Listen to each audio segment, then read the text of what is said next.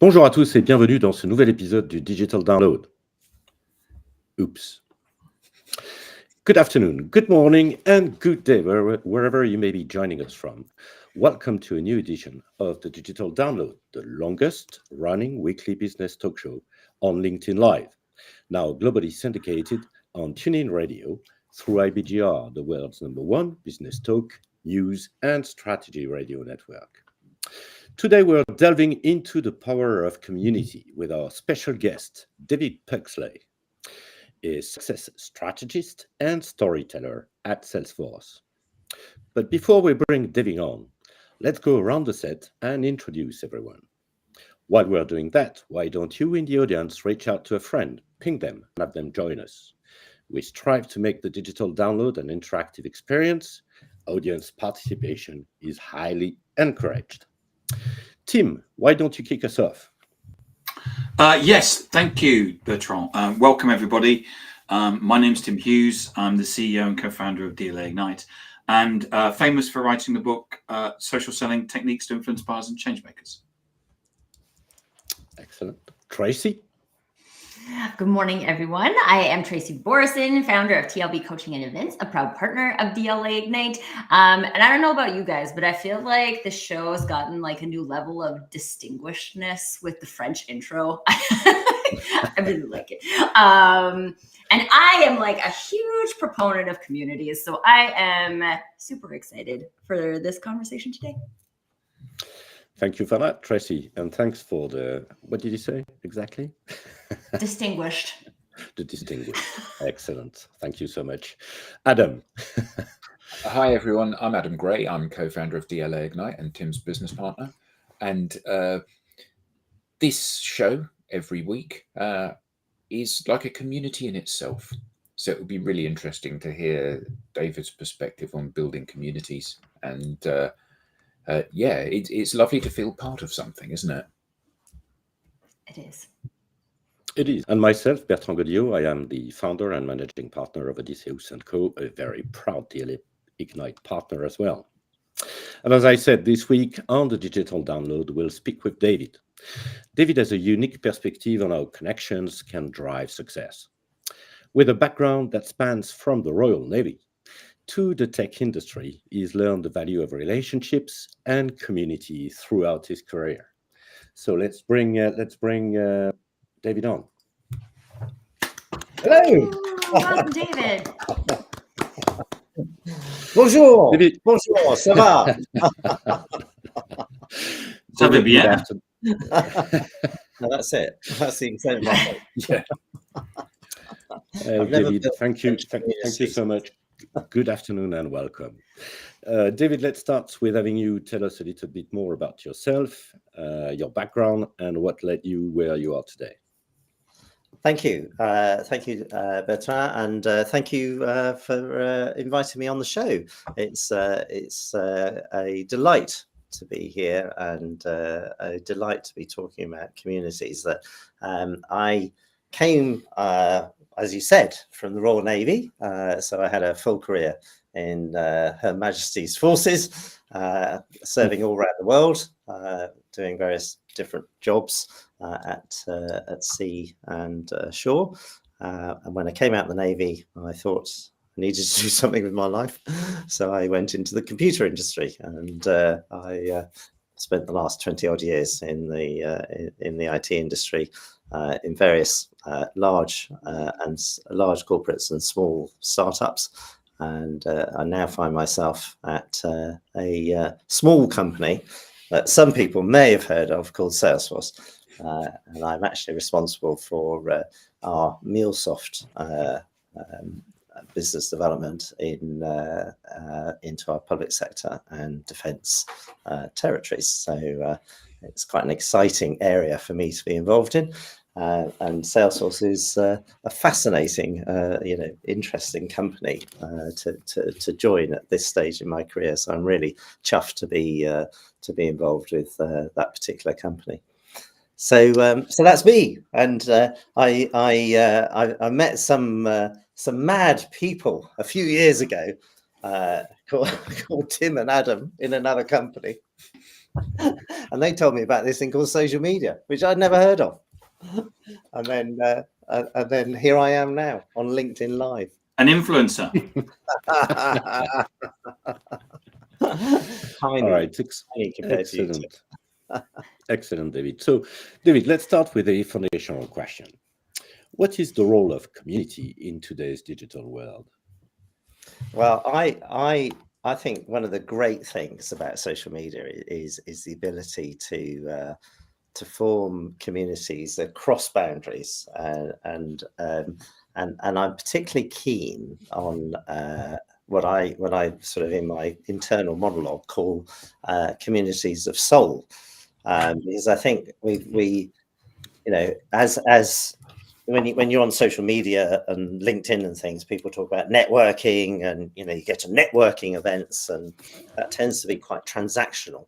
And I think what I'm trying to do with my community building is to delve a bit deeper into what actually people, what makes people, and what makes people tick, really. And a lot of that for me, I was at an event yesterday, which was fascinating, because that was a real soul community, about kind of like, how do people think about building businesses, and how do they sort of join. One of the constituents, one of the participants was talking about joining two sides of herself together.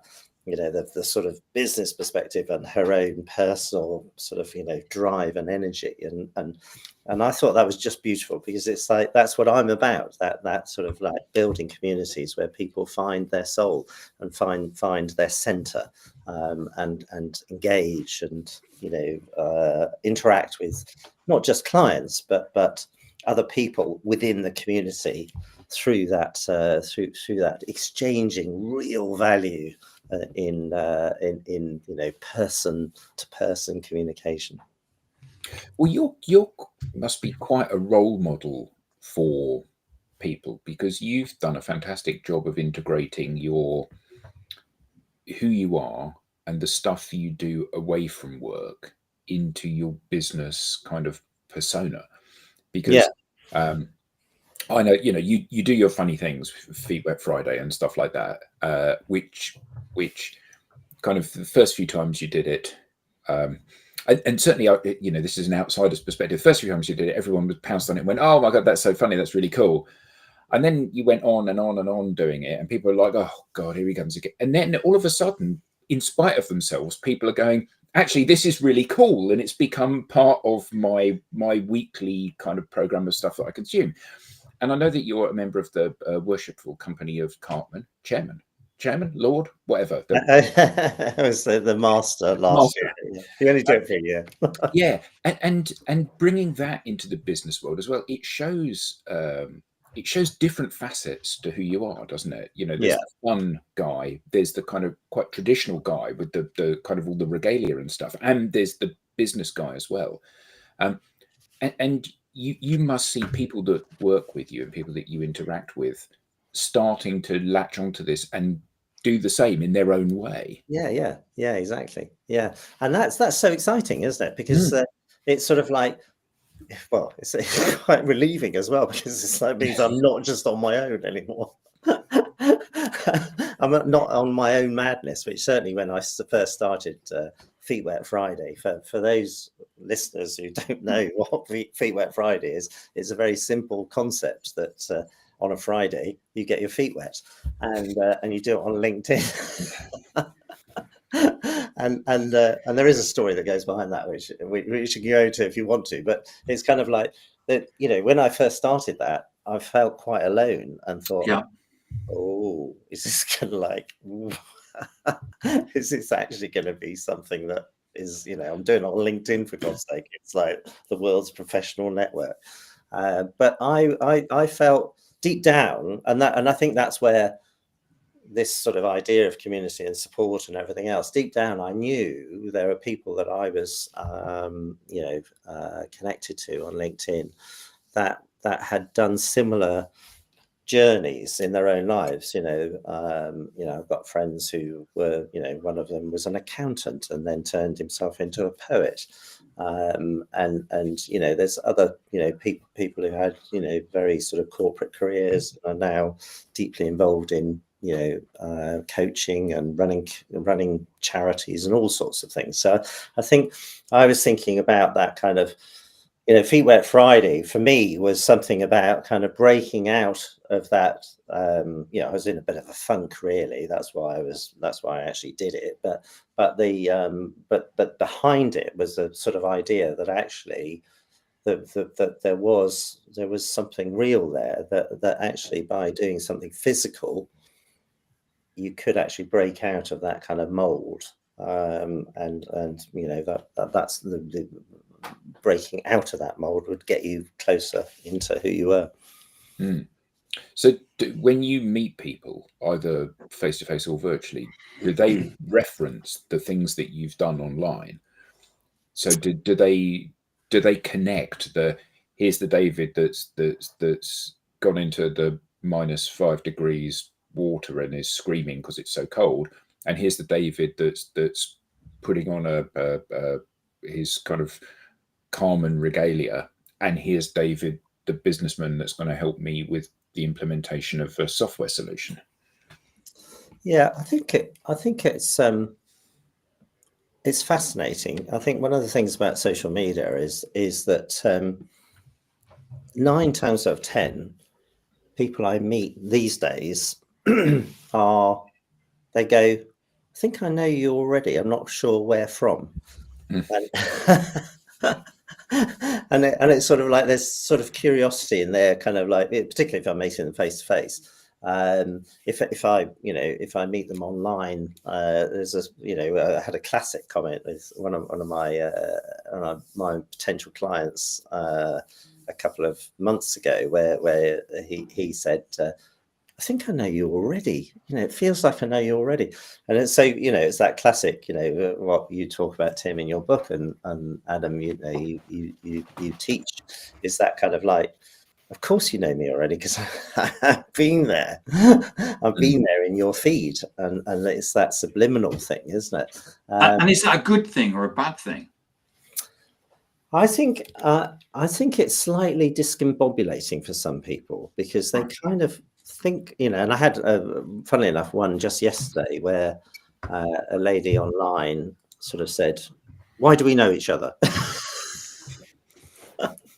In a sort of very interesting sort of like upfront way, even though she connected to me a couple of weeks ago or whatever, and I was just sort of reaching out and suggesting that we should have a coffee or something like that, and it's sort of like there was a bit of a kind of like in her mind, there was obviously a bit of a kind of like, who is this person that's invaded my life? But I think 9 times out of 10 it's much more, it's an easier kind of interaction, because people sort of they kind of get themselves through that bit of like, they think they know you, and they just make the mental leap that actually they do know you, and the conversation flows as a result. Well, and I think too, David, one of the things that I have seen is that when you reveal the different facets of your personality, people think they know you better because they've seen more of you. And even though when I'm working with clients, it's like, people, I don't want to share that. I'm like, I'm not telling you have to share everything. Just share that you're multidimensional. Share what you want to share in your multidimensionality. It does not have to be all of the things. And also, I think one of the really interesting things that I've experienced is that when people do meet you, either virtually in a one-on-one or in person, that brand experience is the same. So they have that experience of like, don't I know you? My favorite thing I got once is like, oh, you're Tracy from LinkedIn. Yeah. Like, I'm the only Tracy on LinkedIn, which I'm not, by the way. But like, her experience of me is like Tracy on LinkedIn. And then we met in person, and it was really cool. So I have a question about this though. So I think all of us have probably experienced those people where we reach out and they're like, why are you reaching out to me? like, how do we know each other? I only accept connection requests from people who I've met in person before. And I'm like, okay, that's not how I do it, but that's fine. But how do we balance this like self-protection from a social media point of view? Because people are still getting a lot of sales pitches and things like that, with this idea that humans really do need community to be a like fully functioning human. So when the social media interactions come into play with that, any tips for how to balance that experience? Yeah, I think you're absolutely right. It's about the multi-dimensional fact of who you are, and the more you can show that online, in obviously in a sort of appropriate way, I suppose. I mean, I suspect I'm probably on the edge of like where LinkedIn would really value me to be in terms of. But even that, like, because I think about this a lot, like that's kind of a story. We all have our like edges of where we think LinkedIn has been created, and LinkedIn has been created as a professional networking site. Yeah. That is very broad unless we create a narrower definition of what professional networking is. But I think a lot of people would also say that like building a soul community is not the same as building a professional network. Yeah. But then my question would be like, why are these two things different? Are they different? Do they have to be different? Yeah, exactly. And I think that's the that for me it's about, well, it's for me, I try and make it about my experience rather than tell people. So that's a big thing for me. It's got to be about show not tell, and me, talk about me rather than we. So it's about my journey, my professional journey, what the things I struggle with in my life, whether that's sort of blue funks or just not being off my game a bit, or on my game, or whatever it is. And I think part of my so I think building that over the years on LinkedIn does give me a profile that sort of says, well, this person's normal, but he struggles with things that everybody struggles with at work, because work is where you learn, isn't it? Work is that sort of what yeah, exactly, Mary. make it fun, but also a recognition that actually is sort of like there are some tough bits. There's some bits that really gritty bits, and that's of course where the learning happens. Isn't it, in relationships or work or whatever. So I suspect there's something about that, how you build a community is you show yourself, don't you? You put yourself out there, and then the community builds around you. I think it's something like that, isn't it? Well, yeah. I mean, people are certainly drawn to things that resonate with them. Yeah. And I think that a lot of the challenge that we see on professional networks like LinkedIn is the fact that people talk about things that don't really matter. Yeah, I mean, whether or not you're working for Salesforce or another large tech vendor, actually to you matters, and to them it matters, but to me it doesn't, because that's just your employer until we decide to transact some business. That's your employer. So when people come to the platform and expect people to get excited about the fact that there's a new product or a new service, or even to a lesser extent that they've been promoted, although there is some engagement on that, because obviously it's about you rather than about the business. But invariably, the biggest wins that people get are when they talk about stuff that matters to everyone. I've become a parent, or I crashed my car, or my dog died, or whatever the thing is, that there are loads of people out there that can empathize with that. And that's the bit that moves you closer together, and it's a true bonding experience, isn't it? It's the stuff, like you said, on which relationships are founded. Yeah. Hello, Richard. I saw a post a fellow marketer in my network had fallen on her bike and lost her front tooth and posted a picture of like her missing tooth. And she ended up going to the dentist and getting a replacement and everything. But the post went viral.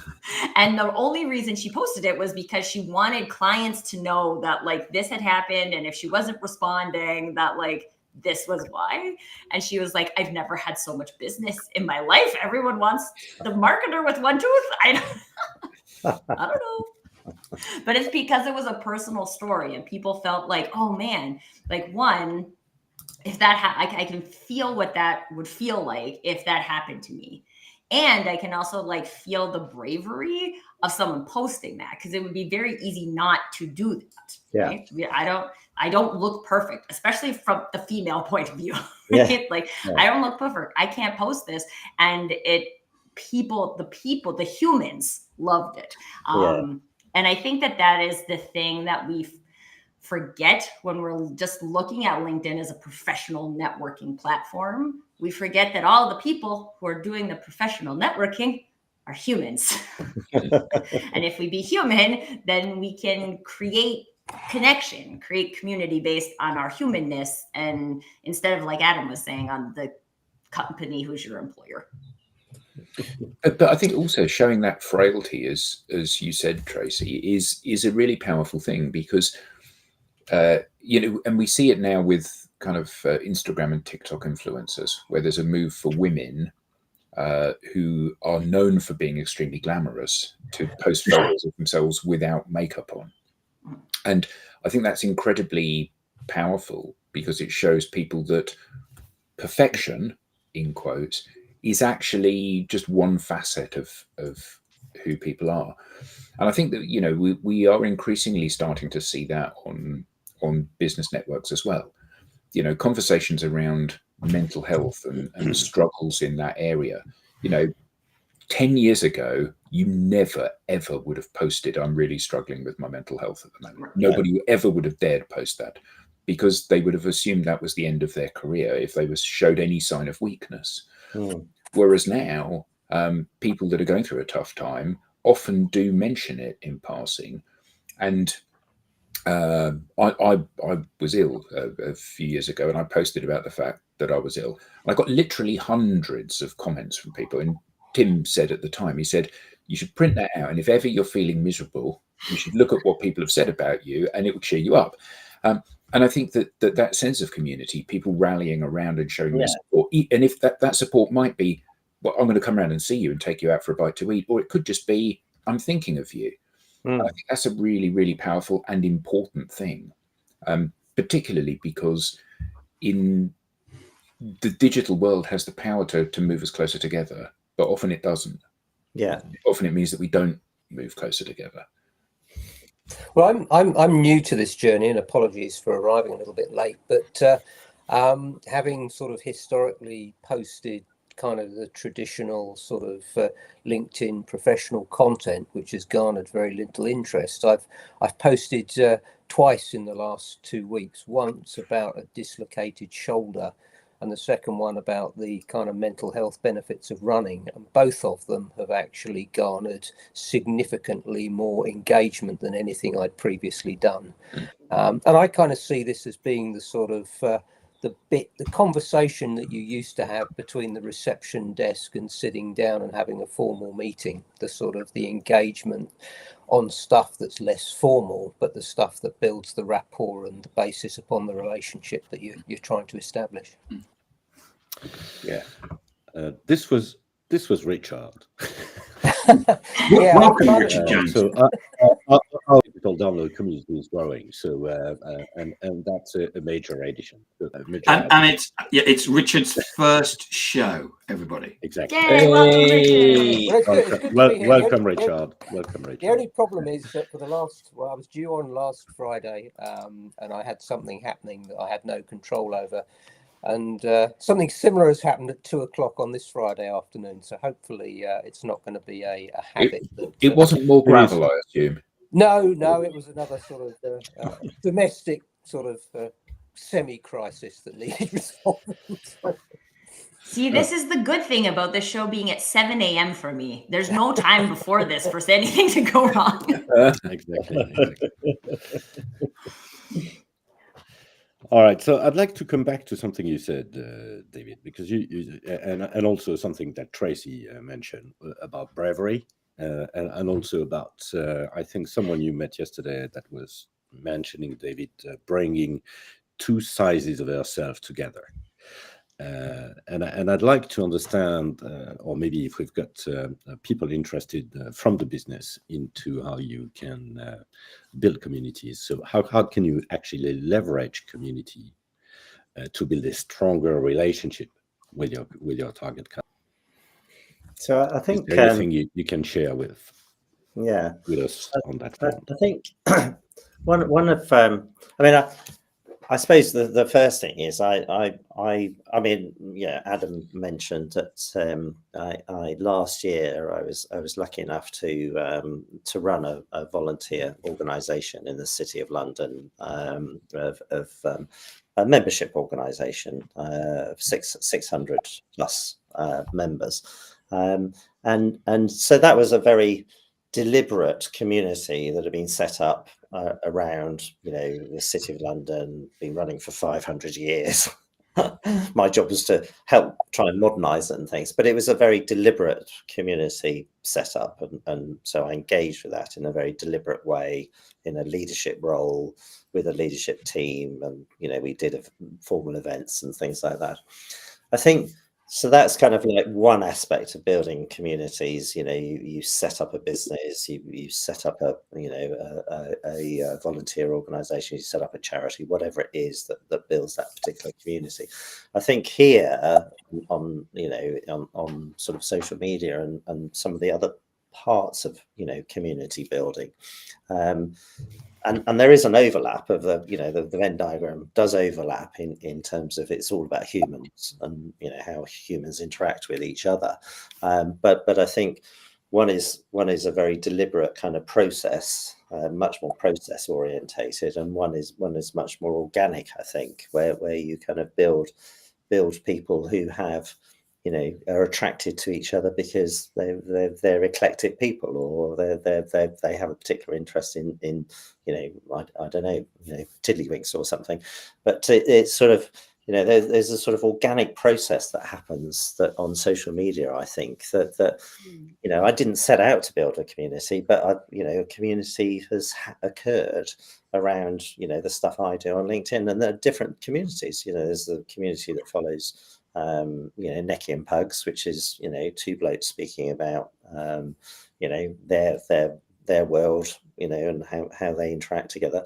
And there's a community around Feet Wet Friday, and there's sort of different sorts of people that are attracted to those communities. And I think in terms of business, then what I'm trying to do is create sort of multi-facets for people to plug into, so that if business, I always think of myself, I'm not really a seller, I'm a buyer facilitator. If people want to buy something from me, they can come in through one of these sort of funnels, really, of different communities, but hopefully they'll come in a nice way, that they're kind of like attracted to the fact that I love tiddlywinks, or whatever it is that I'm particularly keen on. So does this help with business? So I'm a salesman working in the tech sector, and I'm thinking about I'm like all salespeople. I'm struggling to make my number. I'm struggling to bring deals in this side of the year end rather than after the year end, and all of that stuff. So does this building a group of friends, frankly, in all of these different, does that help facilitate that? I think it does, because business is about conversations, and the more conversations you can have, the more people you can meet, the more particularly if they're conversations in the right sort of areas, the more you're likely to run across someone who actually wants something, or needs what it is that you've got to sell. It's not. I think the old idea of sort of sending out millions of mails and, getting people to an event and things like that. That still obviously exists, but it's kind of like, it's not that useful in terms of actual, interactions, is it? Whereas what you can build on social media is a much more sort of, organic process, isn't it, of business interaction. And I think that's the other thing about networking. Networking is transactional. It's like, I'm going to network with you because I know you want to buy this thing, or I think I know you want to buy this thing. Whereas what I'm trying to do on social media is like not network but connect, and that's why I call it a community of connections. Mm. I think sorry, go ahead, Adam. No, go on.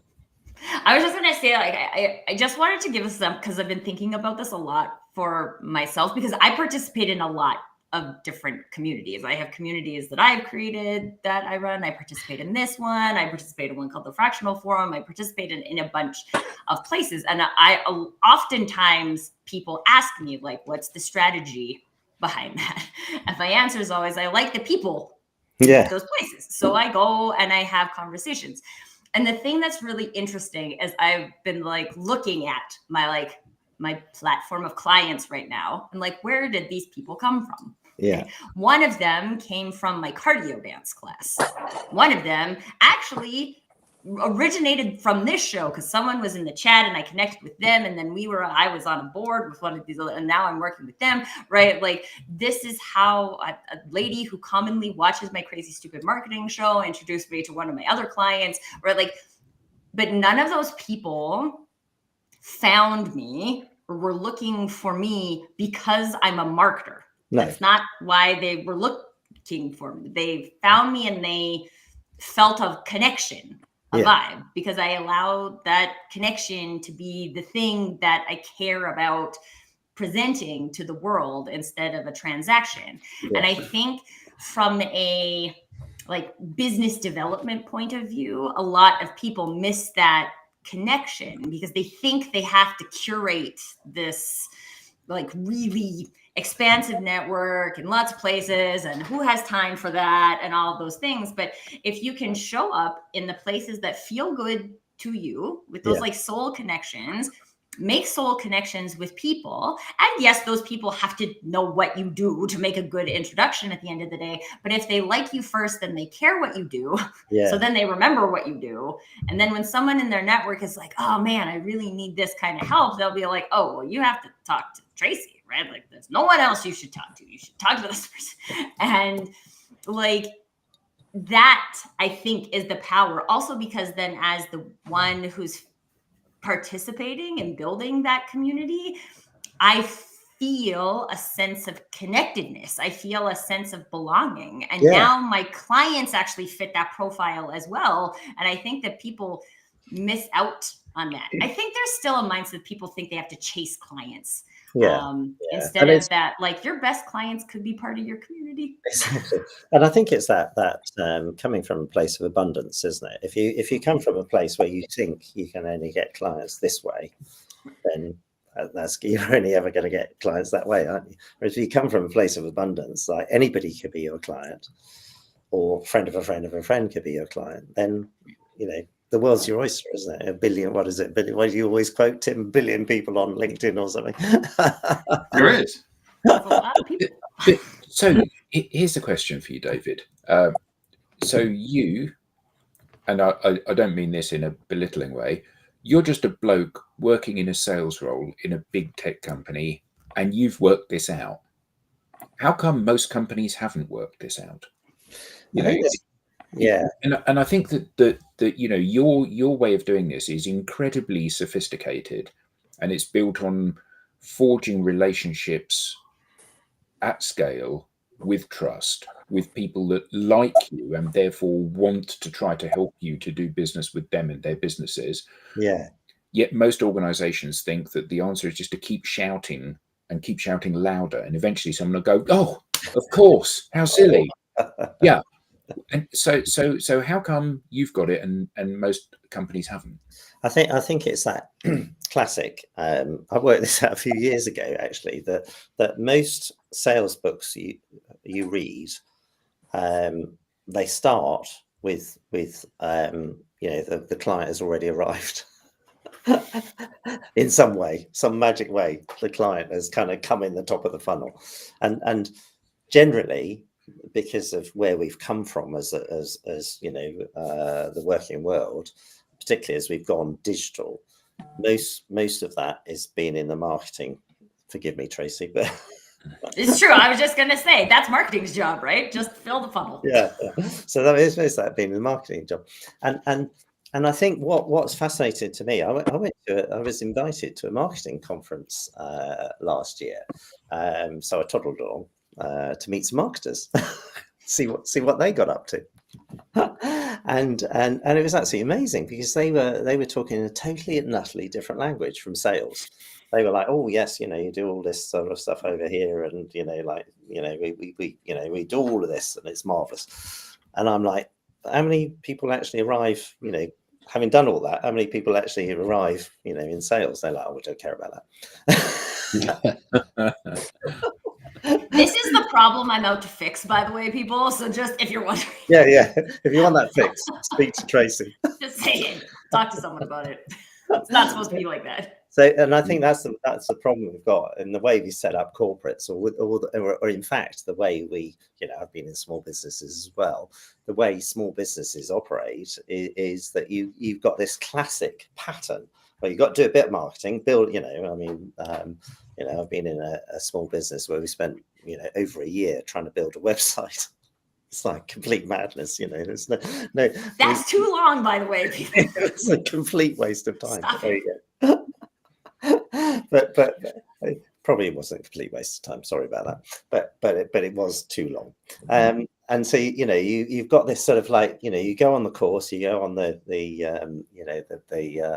1,000 small businesses course, and there's all these various business courses and things. You read the books and everything else, and they all start with marketing, don't they? And then they get to the right, what we're going to do now, we're going to take these leads and we're going to warm them up and all this. It's a classic sort of funnel that every corporate has and small business has in their mind. Now, of course there's a funnel, but it's kind of the way we go about structuring that is still very old school. We haven't cottoned on to the fact that we've gone digital. It's a bit like a lot of my customers, I deal with public sector, a lot of my customers still have paper forms, and it's like, the world's moved on from paper forms, but we still have paper forms, and it is still the same in businesses where they still have this kind of idea that people interact with businesses in this very set, structured way. And of course the world has moved on. It's moved on 100 times since then. But businesses are slow adapters to that sort of change, aren't they? And is that because they just don't understand it, or is that because they're scared of change, or is that because they're embedded in the way things used to be? Because you must hear this a lot even in the sales role in a large, well-structured organization. You have a bad quarter and everyone's saying, yeah, but there's green shoots for next quarter, it's looking like it's going to be a much better. It's like a lot of this is delusional behavior based on what you hope is going to happen rather than what you think is likely to happen. Yeah, exactly. I mean, it's quite interesting, isn't it? I've been in organizations where they go through a very structured process at the beginning of the year where they kind of like say, right, we're going to write our plans for the year, and we're going to make this happen in quarter one and this happen in quarter two, and and so on and so forth. And all the salespeople are going to put down how much they're going to, what they're going to bring into the business, and so we'll have a lovely plan and everything. And of course, I'm thinking, really, how's this going to work then? Of course, you're not allowed to say that because you're in a sales organization, so you have to write your plan. And that's just the way, because that's the way they're set up. And the reason they're set up is that way is because the sales process, the sales people have been promoted in sales, into management and everything else. They've grown up with that structure, so they're like, I came from the Royal Navy. I didn't understand all this, but people have been around a lot longer than me. That's how they've done it. So like, oh, this must be right. And of course, how can it be right? Because guess what? Halfway through the year, half of those plans have fallen away, and then 3/4 of the way through the year, the other half have fallen away. So, And people are running around saying, just sell something. We can close it all in Q4. It's fine. But it's like it's corporate amnesia, isn't it? Because you're sort of like everyone forgets that and they start again. Like, oh, hello, here we are. Yeah, and so much of this. But I'll never get promoted, by the way. No, but I think in many ways that's a good thing, isn't it? You know, when you understand what your strengths are, you know, the businesses and the world has a habit of promoting people out of the things they're naturally good at and into the areas that they're not. Yeah. But I think that, you know, when I worked in large corporations, we were always told about how, you know, the sales was like a hockey stick. And the reason we were told that is it means actually we don't have to do anything for the first half of the year. Yeah. Because it's a hockey stick and it'll all come in the last half, you know, to your point, Tracy. And it always surprised me that, well, you know, this year is just a continuation of last year and you know, it's the forerunner of the following year. So this should be a fairly linear thing. You know, we should be doing this stuff that we do in the last quarter. We should be doing this throughout the year as a normal behavior. And that's building communities, isn't it? That's having conversations with more and more people and getting onto the radar of those people and then maintaining the relationships with those people so that, again, further to your point, David, where you don't have to sell, you facilitate them coming to buy when the time is right for them to buy, rather than chasing them out the door. Well, I qualified him as a no. Well, he's only a no today. He might be a yes tomorrow. But that's that opportunity. That ship sailed now. Yeah. And I mean, you know, that's the thing, success over time, isn't it? I was talking to someone else about this the other day. You know, you kind of like, just because we haven't done it here doesn't mean in 6 months we won't have done it. It's just, you know, it's where the time scale over which you measure things, isn't it? Yeah. Well, and I think that's the thing too about relationships. When people think about like a human relationship, I don't think most people think that took like 5 minutes to build, right? Like a relationship builds over time. But also when you are like investing in relationships because you also feel the exchange, that becomes easier than if you're doing it from a very transactional place. Like if I'm just building a relationship today with you today because all I want is your money, like, I'm going to feel like if that takes a long time, there's no exchange for me. But if I'm building a relationship with you today because we both believe that communities are powerful and like you do that way and I do that this way, and who knows where that can take us from a community point of view, right? Like you would assume that is still in the process of being built. And so I think there is a lot of benefit, whether that's from like a marketing point of view, a sales point of view, an internal team building point of view, that like, how does the team feel about community building? Do we talk about community building? Do we look at it as if it's community building? How does our language contribute to that? I think there's a lot of opportunities for people to gain some knowledge about how other people are looking at this. I think that's a really great point, actually, Tracy, because I think, you know, that was the one thing I did learn on running that volunteer organisation was absolutely, you know, people were having those conversations. You know, how do we build a community? How do we sort of, you know, get together as a community? And you know, we had some successes in that area, some not so successful, but it's sort of like, that was the language. That was what we were talking about. Whereas, you know, in the corporate world, you never talk about that, do you? Right. You're like, go sell something, salesperson. And you're not like, how's your community feeling for you today? Right. And you might talk about it in terms of your team, you know, within your little silo. You definitely, you know, we want to know your team community is okay, but never, you know, outside the organization, because like that's outside, isn't it? That's like well, and I've worked in like client success, right? Like this is equally important in that arena. Like you want your clients to feel like they're part of your organization, right? Like really, that's really, making it function as a community, not just really making them feel like a paycheck.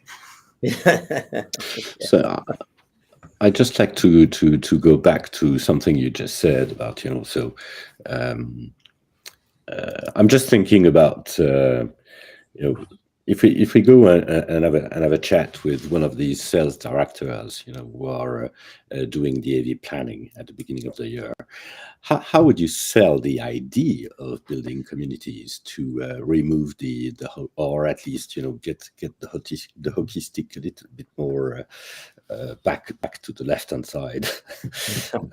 What would be your main argument to someone who is really not brave in the sense that we described earlier? To my argument about getting them on to build a community, is that your question, Bertrand? Yes. Yeah. I mean, I think the way I approach it, it's not always successful, but the way I approach it is to say, because people are curious about me and what I do and why I do it, so that kind of gives me the in for the conversation, and depending on like how they are, I sort of just I'm very upfront about what I do, why I do it, and why it works. But I think people are scared, to your point earlier, Adam, about, is it people are scared? I think they are scared. I think they are scared about breaking out of the mold and doing something that is seen as not mainstream. And that does take courage, doesn't it? So I think, what I say to them is, you don't have to be me. You can just be Please you. don't, actually. Yeah, exactly. Yeah. Absolutely. Just be you, and just tell your story, or just do what you do. And so I think that's kind of one way into it. But of course, people have still got to do. It's a bit like people who want to, I wanted to be a concert pianist. There was no way I was going to be a concert pianist because I never learnt the piano. But it's kind of like you've got to take that first step, haven't you? And that's the most critical thing for people to do. Take that first step, and it's trying to encourage them over that threshold into actually putting something onto a social media channel, just a little bit of something. And when you see it, and I say to them, if you do it, tell me, and I'll go and comment on it and like it and everything else, and when you see them do it, it's just like, it's gold dust, isn't it? It's like, oh, wonderful. That person has actually stepped over that threshold and actually done it. But so many, that's 1 person in 10, isn't it? Most people, or 1 in 100. Yeah, maybe. When you think how few people that even you've got a huge network, and how few of those people you feel that you really know unless you actually met them. So you said about fear. So is this a fear of breaking the rules, or is this a fear of being foolish and having people laugh at them? Because I think that the two are very different things, aren't they? One of them is your boss peering over your shoulder and saying you can't post that sort of thing because it brings us into disrepute, and the other is your friends pointing at you and laughing and going, ah ha ha, whatever it is you've done that you've put your heart and soul into. Yeah. And like Tony from last week, writing his poetry, what happens is everybody claps and says, wow, that's fantastic. What everyone fears is going to happen when they do that sort of thing is that everyone will say, well, that's crap. That's absolute rubbish. I don't want to read that. And that doesn't. Or that no one will say anything. Yeah. So which of those is it? Is it the fear of the doing something wrong, or the fear of being foolish that prevents people from doing these things? I suspect it's a bit of both, isn't it? But